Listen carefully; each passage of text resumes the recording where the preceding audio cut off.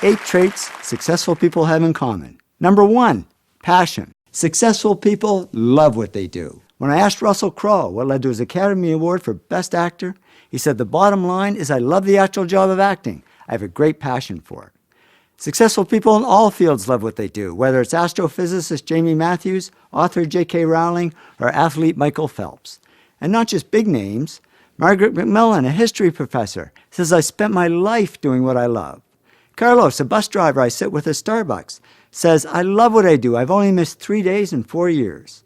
And believe it or not, even successful dentists love what they do. Izzy Novak says, "I love dentistry. I can't imagine being anything else." But what about business? Many of you are in business, and we tend to think that business is more about cold numbers than hot passion, more about logic than love. So what surprised me was how often successful business people actually use the words passion or love when they talk about their work. When Jack Welch was CEO of General Electric, he was asked if he liked his job. He said, "No, I don't like this job. I love this job." We can have passion for a profession. Kathleen Lane, chief strategist at WorkCard, says, "I found a profession I love."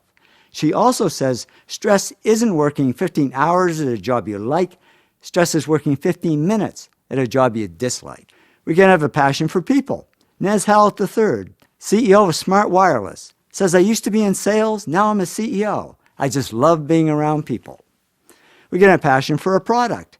James Dyson, the vacuum cleaner guy, says, "I love vacuum cleaners, and I will love them until the day I die." Yep, when he dies, they're just going to cremate him and then suck up those ashes with a Dyson vacuum and place it on the shelf. We can have passion for a particular field. Anita Roddick, the great founder of The Body Shop, once said, "I love retailing. I love buying and selling and making connections." She also said, "I don't like systems, financial sheets, or plans." Yes, no matter how much we love what we do, there's always going to be stuff we don't love. The trick is to make sure the stuff you don't love only takes up 20% of your time, and the stuff you do love takes up 80%. If it's the other way around, we're in the wrong job. Passion is sometimes mistaken for ambition. People call Donald Trump ambitious, but he says, "I'm not ambitious. I just love what I do." And if you love what you do a lot of stuff. And then people say, "Oh, you're ambitious." The cool thing about passion is it turns underachievers into superachievers. I have a long list of famous underachievers, like Albert Einstein, who people said would go nowhere when they were young. For instance, who said this? Besides me. I was sitting in my room being a depressed guy, trying to figure out what I was doing with my life. Turns out it was Bill Gates. Bill was such an underachiever, his parents actually sent him to counseling. Yeah, I can just hear the neighbors back then saying, "Geez, that Gates kid, what a loser. He's never going to go anywhere." And he didn't, until he discovered his passion for software. The big problem is finding your passion.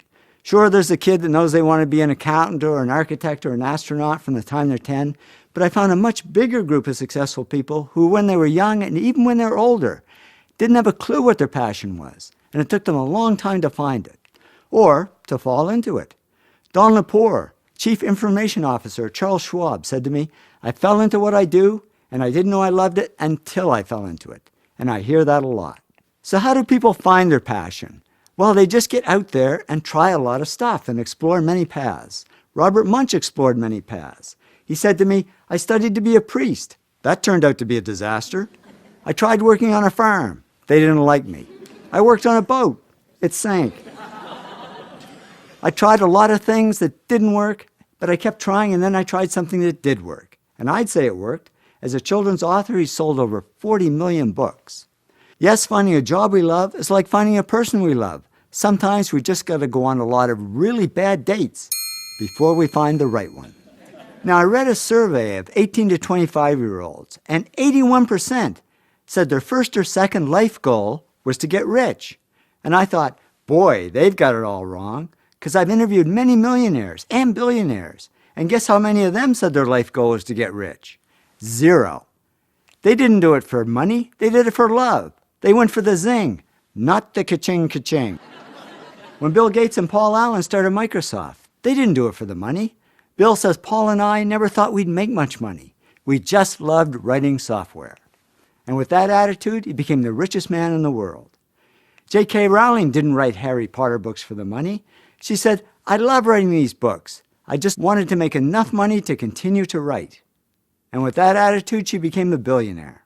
I became a millionaire by following my heart, not my wallet, and a number of times I walked away from great-paying jobs to do poor-paying jobs I love better.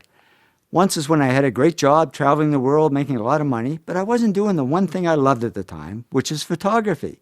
So I said, I think I'll leave and start my own little photo company. My heart said, yeah, go for it. My wallet and all my friends, I might add, said, are you crazy? You can't walk away from all the money. You'll starve.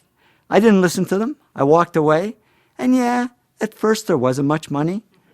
But it didn't matter because I was having fun doing what I loved. And eventually the money came. And much more than if I'd stayed in my old job.